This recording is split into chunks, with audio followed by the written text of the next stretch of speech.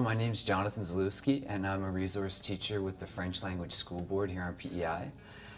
Right now I'm working with students from grades 4 to grade 12 at Ecole Sur Mer in Summerside, PEI.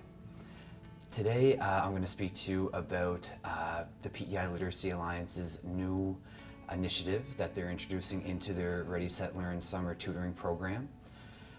The direction of the association decided to implement social emotional learning as well as growth mindset into their tutoring sessions. So the program is now teaching academic skills as well as emotional skills to youth on PEI who are struggling the most in our school system. To begin, I'd like to tell you a small anecdote about a young boy and his father who walked into a local donut shop in Charlottetown. They walked into the donut shop, and as they're waiting in line, the son looks up at his dad and he says, "You know what, Dad, I can read that sign up there behind the counter." And his dad looks at his son, he goes, "Okay, well, what does it say?" And the son goes, "Well, Dad, it says Tim Hortons." And the father looked at his son and he looks up at the sign and he says, "You know what, son, that's a great try, you're close, but it actually says Robin's Donuts." And that little boy was me, and I would like to say that my reading journey got a lot better once I entered school and in my elementary school, but it was a struggle.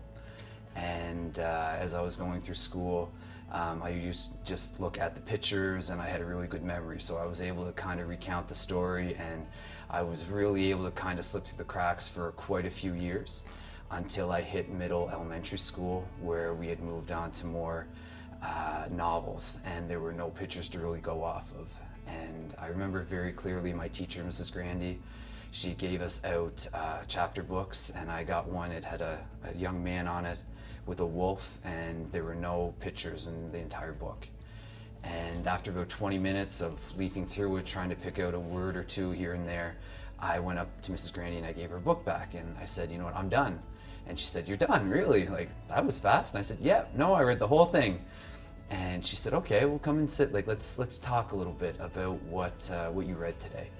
So as I sat down with her, it was clear within the first few minutes that I didn't understand anything of what I read, and I clearly did not read the book. So it wasn't too much long after she called my parents and she let them know that my reading skills were very much below grade average, and that I would need a lot of help to get back on the right path. And so with my teachers and with my parents, and thank goodness they had resources that they could take me to a private reading tutor, and I was able to get a good solid base of the skills that I needed. And I know that if Mrs. Grandy and my parents hadn't come together to help me, that I clearly wouldn't be where I am now, working with children that have the same difficulties as I did in school.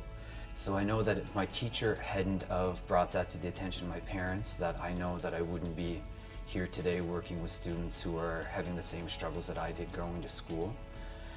Reading has probably been the hardest, but one of the most useful skills that I've ever developed. And I would like to say that my situation's unique, but I know that on PEI there are children, there are youth, and there are even adults that are struggling with their reading skills. So reading is a skill that requires an incredible amount of practice, time, and effort. And I think that we have an organization like the PEI Literacy Alliance who are working with children and their families. They're pouring their blood, sweat, and tears into helping them achieve a level of reading that's going to help them later in life. A lot in school, what we don't focus on is the improvement that happens. We focus more on the results, and if people aren't at the right grade level, then we have to make plans, and we just have the end goal in mind, and sometimes we miss all the micro progressions that are happening each and every day.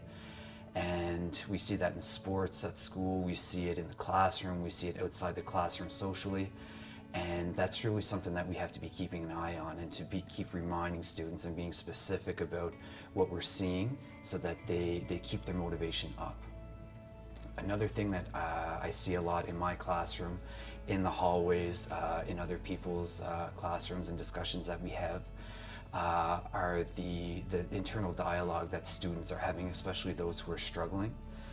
And 2 years ago, I worked with two young women in grade 6 in math, and they weren't at grade level, and they knew it, and I knew it, and the teacher knew it, and their parents knew it. And as we were working together, one of the dialogues that kept coming up over and over and over again was that we're stupid and we can't do this. So my first reaction was to kind of jump in and say, no, like, you're good, you got this, you're smart. And then I just kind of had to take a step back and breathe, and then I realized that I was actually looking at myself in grade 6 as well. So it wasn't until I was in my later 20s that I realized how hard I was on my own self. And even what I found was that in my late 20s, I was carrying that negative dialogue around as well, because I thought that I was stupid going through school because I couldn't read very well. I found it difficult. Math became a struggle later on. And even after I had gone through studies and a graduate degree, I still had these thoughts coming up. So I think as educators and tutors and parents, we have to be speaking with our children to bring awareness to what they're telling us, to really listen to them first of all, and then to bring awareness about how they're speaking to themselves. Because without that awareness, they're not going to be able to make any changes. So a lot of times we can be our own worst enemies, and we can tell ourselves things that may or may not be true.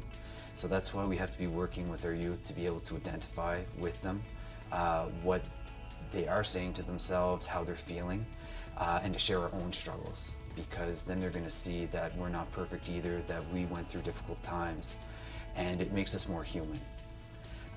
One thing that we should be speaking to our students about is our thoughts equal our emotion equal our actions.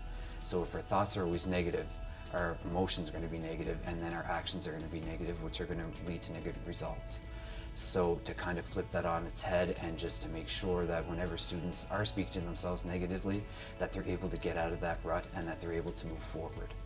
So one of the great things too is that students are going to have a choice. As soon as they know and they become aware of their thoughts and their negative self-talk, that they always have a choice to switch and then move to a positive thing. So we can help them identify what would be a great second option, and then with practice and repetition, that's going to turn into their first choice. So then they're going to be more positive instead of negative. And the leaders at the PEI Literacy Alliance, they have realized this, and that's why it's great that they're trying to integrate the social emotional learning as well as the growth mindset into their tutoring program, because again, these are the students on PEI who are struggling the most and who need the most support possible. Last summer, the PEI Literacy Alliance worked with 648 students, and these students had access to the new outcomes that involve social emotional learning and growth mindset. The students said that they didn't only acquire capabilities in reading, writing, and math, but that they were also more able to learn from their mistakes, that they were putting forth more effort, that they were more willing to try, and those are the things that we really want to be looking at when we're looking at lifelong learners.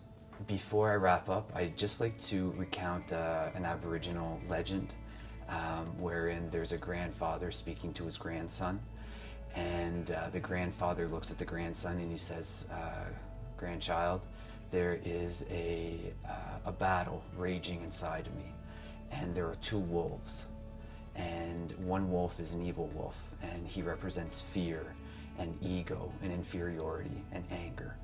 And then there's another wolf, and he's a good wolf, and he represents peace and love and comfort and calm. And the same battle is raging inside of you, and it's raging inside of everybody."